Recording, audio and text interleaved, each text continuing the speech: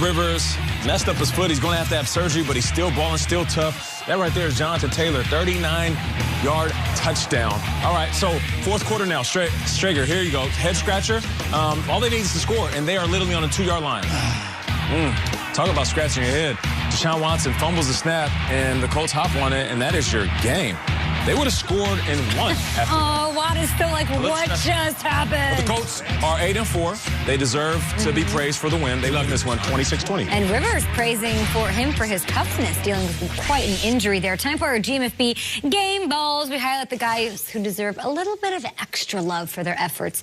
Let's do Week 13 Game Balls. Shregs, who's getting one? Yeah, I'm going to be really quick on this one. This was a Colt McCoy playing quarterback for the first time since 2014 as a starter. No Saquon Barkley. Blake Martinez goes down with an injury. We've got a new head coach with a new offensive coordinator in Jason Garrett and a first-year defensive coordinator in Patrick Graham. And playing Russell Wilson, Bobby Wagner, Pete Carroll, and Jamal Adams, and, of course, DK Metcalf, and going into their building and winning. Joe Judge, what a victory. To keep this team focused all week, knowing that Colt McCoy would have to be playing quarterback instead of Daniel Jones, and to get the best out of these boys. The Giants fans have been coming out of the woodwork the last few weeks, happy with the way the Giants are playing. I feel like this was the best Giants victory since maybe the McAdoo era. It has been that long since the Giants had a relevant win. They're proud to be Giants fans this morning. It's because of that head coach, Joe Judge. My game ball this morning. McAdoo with the good hair? Yeah, McAdoo with the good hair. We haven't talked about McAdoo in a while. Let's keep it in New York. I think the Jets' loss was bigger than the Giants' win. The Jets have like 3 highlights ever in their history. They got Joe Namath running, and they got Jumbo Elliott, the Monday Night Miracle, and they got Bart Scott, can't wait. Like, that's pretty much the entire history. They got another one now, and it's Raiders wideout Henry Ruggs running for a touchdown in 2020. And it's Greg Williams making the call to make it happen. I'm giving my game ball to Greg Williams. If you believe in Trevor Lawrence, the Jets winning that game yesterday would have been directly bad for them as an organization. Greg Williams said no. Not on my watch, and he gets the game ball. Greg Williams is starting to garner a lot of hate today. Speaking of Garner, James Garner did an action comedy in 1984 with C. Thomas Howell. You should Google it. But I don't want to be petty. Speaking of petty, I love this Lori Petty movie where she's a girl who has a vehicle of war. It's a really good movie. But this is for all those tank top wearing Jets fans. I know their tank is empty right now. I think Greg Williams could have used some more help on the D-line, maybe a Tank Johnson type, and the secondary a Tank Williams type. Sure, he left a rookie cornerback on an island, kind of like the island of Sodor, occupied by Thomas the Tank Engine.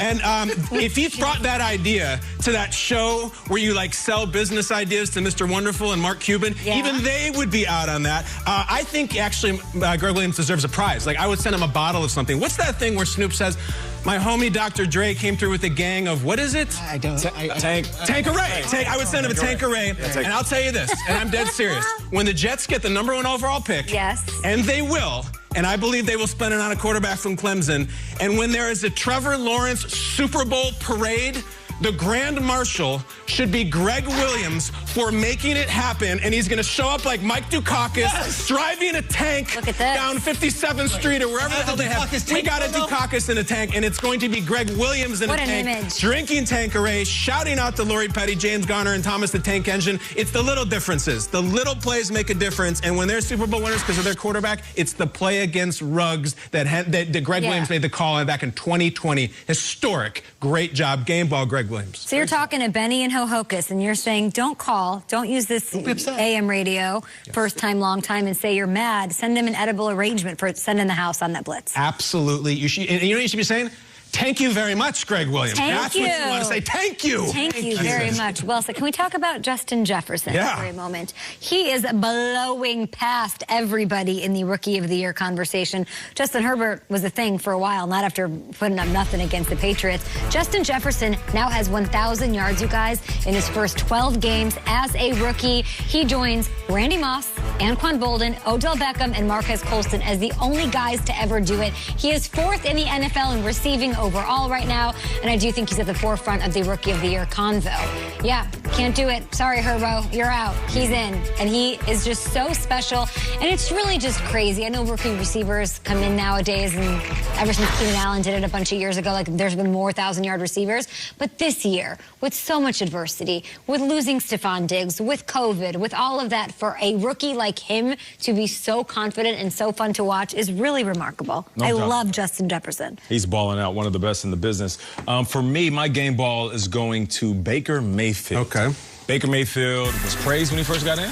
And then last year, after that sophomore slump, people were tearing him up. Is he the guy? Should they be looking for a quarterback? He went out and he balled out. 4 TDs in that first half, which ties Otto Graham's record, 1951 record that he set way back when, in 1951. His name was Otto. It was a long time ago. Yeah, a long time ago. Great the name. movie that was released in 1951, A Christmas Carol. Fitting, right? Oh, really? Season. Not the one we watch, a different one. I guess the original Christmas Carol. I don't know that one. Of course the original. Yeah, no, I'm talking about... Of course the original. You didn't know there was original Shrinks? I'm thinking of... Don't look at me. I'm lost. 1983, the Christmas Carol. What are you talking about? The original Christmas Story? Christmas Story! Oh, Peter! What's up next? Brandon Cook's face? Come on, Peter. Christmas Story is Ralphie with the BB gun. Ralphie with the BB gun. It's not on TBS enough. You'll shoot your eye. Brandon Cook. But Baker Mayfield exercising the ghost of Brown's past, out there balling out with all the criticism. And you said it. I think it was you said it. You said somebody said it on the show, which is so fitting.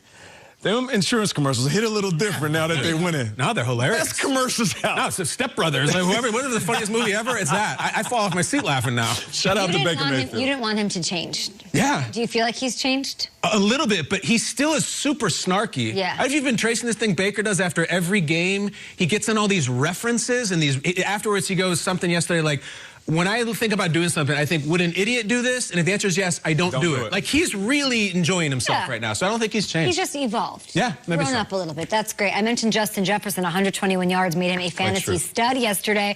Before we go, let's